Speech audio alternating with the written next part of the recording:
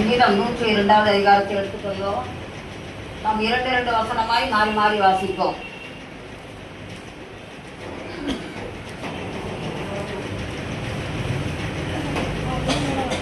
உயரப்படுகிறவன் துக்கத்தில் மூழ்கி கர்த்தரிடத்தில் தன் வியாகுலத்தை தெரிவித்து செய்யும் விண்ணப்பம்.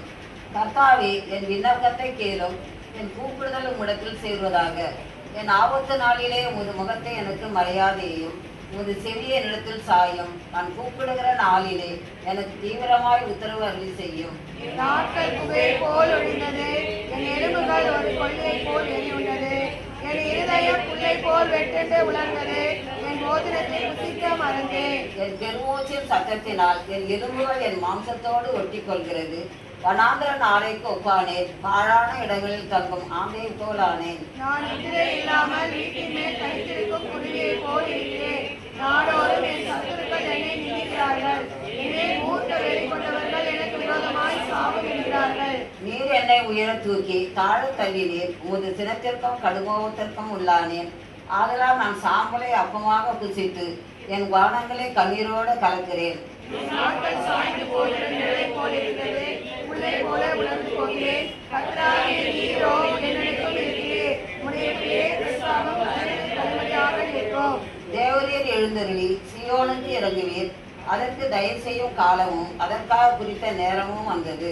உம்முடைய ஊழியக்காரர் அதில் கல்லுகள் மேல் வாஞ்சை வைத்து அதில் மண்ணுக்கு பரிதவிக்கிறார்கள். கர்த்தர் சீயோனை கட்டி தமது மகிமையை வெளிப்படுவார். இக்கட்டங்களுடைய ஜெபத்தை அலட்சியம் பண்ணாமல் அவர்கள் விண்ணப்பத்தை அங்கீகரிப்பார். அப்பொழுது ஜாதிகள் கர்த்தருடைய நாமத்துக்கும் பூமியிலுள்ள ராஜாக்கள் எல்லோரும் உடைய மகிமைக்கும் பயப்படுவார்கள்.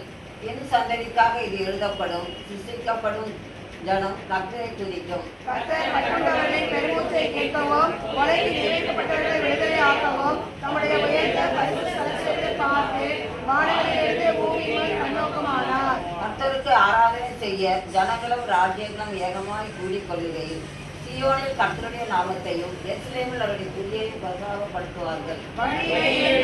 அவர் ஒடுக்கி என் நாட்களை குறுகப்பண்ணினார். அப்பொழுது நான், என் தேவனே, பாதி வயதில் என்னை எடுத்துக் கொள்ளாதேயும், உம்முடைய வருஷங்கள் தலைமுறை தலைமுறையாக இருக்கும். நீர் ஆவியிலே பூமியை அசிவாரப்படுத்தினீர். வானங்கள் உம்முடைய கர்த்தத்தின் கிரியையாய் இருக்கிறது. அவைகள் அழிந்து போம், நீரோ நிலைத்திருப்பீர்.